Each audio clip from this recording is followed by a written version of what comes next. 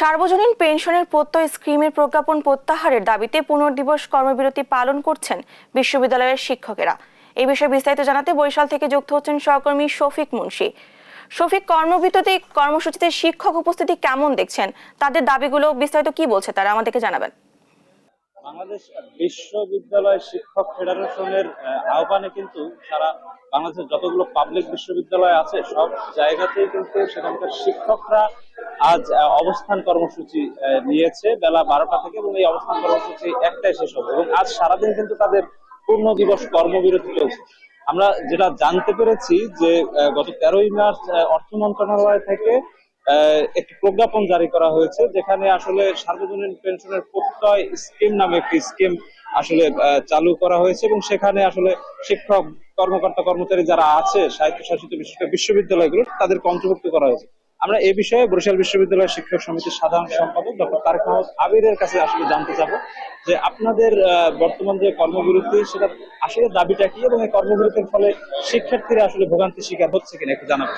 অসংখ্য ধন্যবাদ। আপনারা সবাই জানেন যে বাংলাদেশ সরকার কর্তৃক প্রবর্তিত সার্বজনীন যে আমাদের যে প্রত্যয় স্কিম, সেই প্রত্যয় স্কিমে বৈষম্যমূলক ভাবে শুধুমাত্র শিক্ষকদের, সরকারি অন্যান্য কর্মকর্তা যারা আছেন তাদের ব্যতি রেখে শুধুমাত্র শিক্ষকদের অন্তর্ভুক্ত করা হয়েছে, যেটা আমরা সবসময়ের জন্যই মনে করি বৈষম্যমূলক। এবং এ নিয়ে আপনারা বিভিন্ন পত্রপত্রিকা প্রথম-আলো সহ দেখবেন যে সেখানে যে আমাদের বৈষম্যের যে চিত্র, সেই বৈষম্যের চিত্র বারবার তুলে ধরা হয়েছে।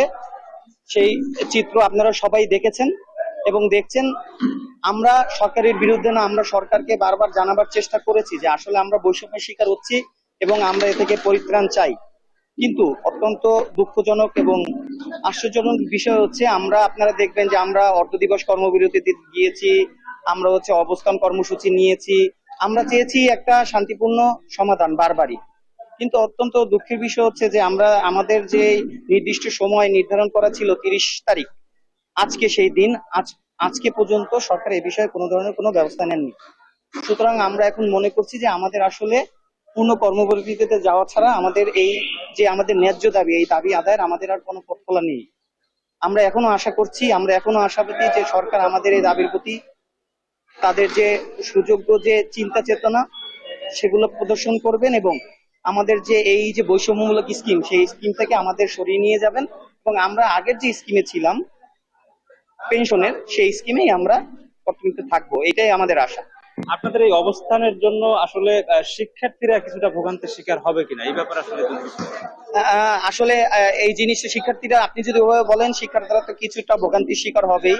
কারণ আমরা এতদিন চেষ্টা করেছি, আপনারা দেখবেন আমাদের কর্মসূচিগুলোতে আমরা কিন্তু সবসময় আমাদের পরীক্ষাগুলোকে আপনারা দেখবেন আওতামুক্ত রেখেছি। আমরা পরীক্ষা নিয়েছি, আমরা কোনোভাবেই চাইনি আমাদের শিক্ষার্থীরা কোনোভাবে ক্ষতিগ্রস্ত হোক, তারা সেশন জ্যামে পড়ুক। কিন্তু আমরা আসলে আমাদের দেয়ালে পিঠ থেকে গিয়েছে। কারণ আপনারা সবাই জানেন যে এই অর্থ বছরটা শেষ হয়ে গেল, নতুন অর্থ বছর শুরু হচ্ছে, এখন পর্যন্ত আমরা কোনো ডিসিশন পাইনি। আমাদের দেয়ালে পিঠ থেকে যাওয়ার কারণেই মূলত হচ্ছে আমাদের এই কর্মসূচিতে যেতে হচ্ছে। ধন্যবাদ। আমরা আসলে যেমনটি দেখছিলাম যে বিশ্ববিদ্যালয়ের শিক্ষক যারা, তারা এই জিনিসটা কিন্তু অনুধাবন করতে পারছেন যে তারা যদি ক্লাস কার্যক্রম, পরীক্ষা কার্যক্রম বন্ধ করে দেয় তবে শিক্ষার্থীরা সেখানে সমস্যার সম্মুখীন হবেন, তাদের সেশনটা বৃদ্ধি পাবে। কিন্তু তারা একই সাথে বলছেন যে তাদের পেশাগত জীবনও কিন্তু এক প্রকার হুমকির মুখে, কারণ প্রত্যয় স্কিমের কারণে তারা বিশাল অঙ্কের একটা পেনশন থেকে তারা বঞ্চিত হবেন। তো এই ছিল বরিশাল বিশ্ববিদ্যালয় থেকে আমার কাছে সারা বাংলাদেশের যে পাবলিক বিশ্ববিদ্যালয়গুলোতে শিক্ষক কর্মকর্তা কর্মচারীদের একযোগে কর্মবিরতি, সে ব্যাপারে সর্বশেষ খবর। আমরা এখন ফিরে যাচ্ছি স্টুডিওতে।